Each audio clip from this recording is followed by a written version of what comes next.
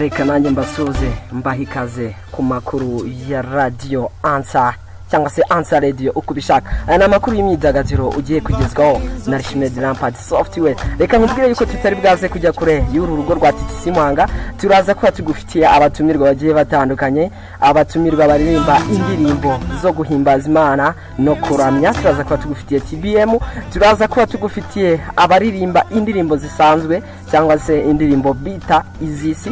Turaza kuba tugufitiye Shami Manzi Patrick, turaba dufite na Rap Fest. Utaza kujya kure inyakira amajwi yawe nkubwira kuri abana na Softiware Lampard Archimed inshuti ya bose cyane. Reka tutanye na TBM tumwakira muri studio. Ikaze TBM. Lord, I have to thank you now. I wasn't thrown upon my sorrow. Oh Lord, you do fulfill my desire, Lord, you know me. Yes, nkaba nitwa TBM cyangwa se bana mwana Emmanuel, nkabanzwiho gukunda indirimbo zo kuramya no guhimbaza Imana, nkaba nkora umuziki wa gospel. Yes, of course, wabyumvishe neza yuko twabazane n'abahanzi baririmba indirimbo zo guhimbaza ndetse no kuramya Imana. Ese Manuel TBM, nta ndirimbo ufite ikinyarwanda? Nta ndirimbo mfite ikinyarwanda, ntafite aka kanya ariko hariyo ibyimfasha kabisa, numva yafasha n'abantu muri rusange. Se wayidishizaho gato akakapera. Shimwa himbazwa amamara ni wowe gusukwiriye.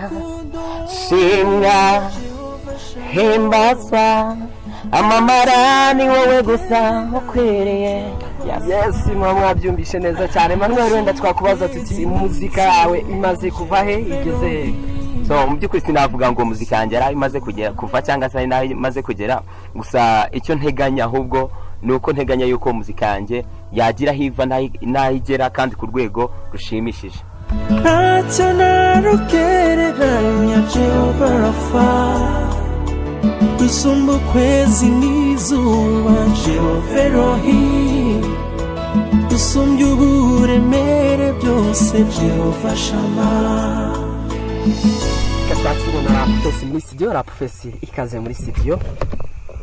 Mfite ijambo ku mutima nshaka kuvuga, iryo jambo ntarimo no kugushimira kubw'ineza ngiye ntiwita kubona rindiwe.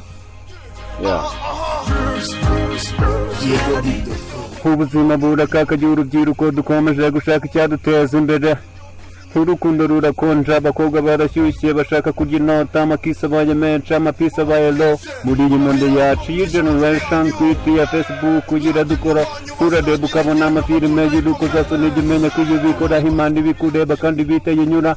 Dore ko inama z'ababyeyi twaziciye amazi, hari izo zagakwiye kuba zituyobora. This is Rap Fest, Jean de Quiet from here. Rap Fest twishimiye cyane kukwakira muri studio zacu za Radio Ansa. Rap Fest, muzika yawe ni he imaze kukuvana, ni he ikugejeje? Okay, muzika yanjye ngubu mwaka ushize hari akarushanwa ka Youth Talent Show nitabiriye, mbasha kuba nakwegukanamo igihembo cy'amafaranga 30,000. So icyo nicyo nabasha kuvuga ubu ngubu na nyesha muzika yanjye. Rap Fest, imbere yawe ureba wifuza kugera hehe? Ni he wifuza kugera mu muziki? Okay, aho nifuza kugera muri muzika yanjye nuko nzagera public nini ishimishwa n'ibikorwa nkora, ndetse ubutumwa bwanjye bukumvikana nkuko nabiteguye, kuko ni inzira nziza nahisemo yo gutambutsa ibitekerezo byanjye mu kubaka umuryango ugize isi dutuye. Reka ngushimire, wenda itugukenera twizere ko uzaba ari muri studio zacu za Radio Ansa.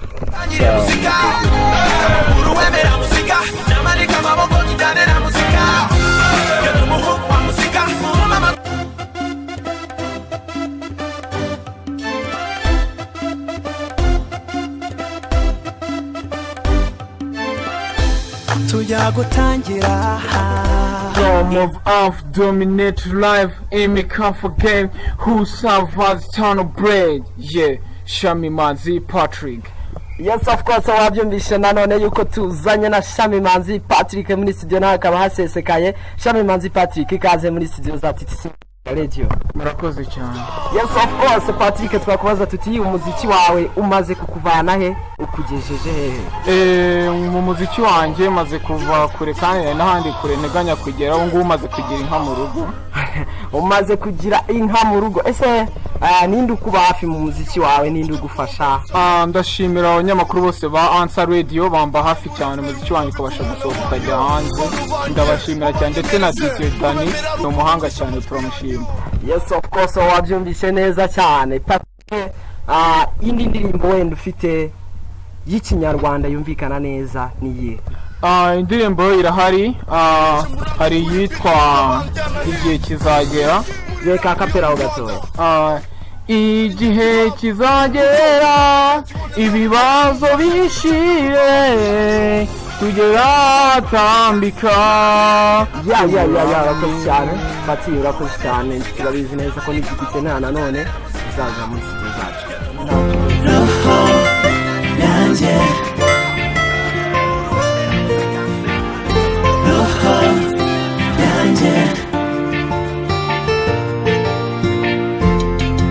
ikiganza duserukane. Kumwe n'umusesenguzi DJ Dani, ikaze muri studio za Radio Answer. Murakoze cyane nawe ndabashimiye. Uri mu DJ hano mu Rwanda, wenda nubwo utaragera ku rwego rwo hejuru, ariko twumvise Patrick avuga ati uradufasha cyane, uratushoboza mu muziki wacu wa buri munsi. Ese bimeze gute, urabafasha koko? Ibyo yagiye avuga ni ukuri, urebye neza ngenda mbafasha muri byinshi. Ugize ikibazo yakenera nk'inama nkaba namufasha, yakenera ndetse no gukora kandi kantu nkaba namufasha ku bushobozi bwanjye. None ni iki wabwira abahanzi baguteze amatwi wenda nko kubagira inama? Murakoze cyane. Inama ya mbere nagira abahanzi ni abahanzi bakora gospel. Mu by'ukuri abahanzi bakora gospel baravunika cyane, ariko bagerageze bashyiremo akabaraga bamenyekanisha ibihangano byabo ndetse kudesha ku baraperi bo mu Rwanda. Yes, reka tugushimire cyane, tunakubwira yuko yenda nitwongera kugukenera uzawari cyane. Reka mabwire ko muri studio mwe muri kumwe na Archimed, Lampard, Softiware na hakagaruka mu makuru yacu y'imyidagaduro. Wakoze cyane.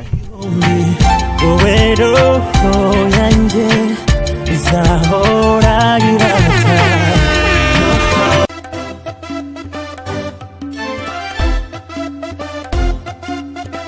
Reka nanjye mbasuze mbaha ikaze ku makuru ya Radio Answer.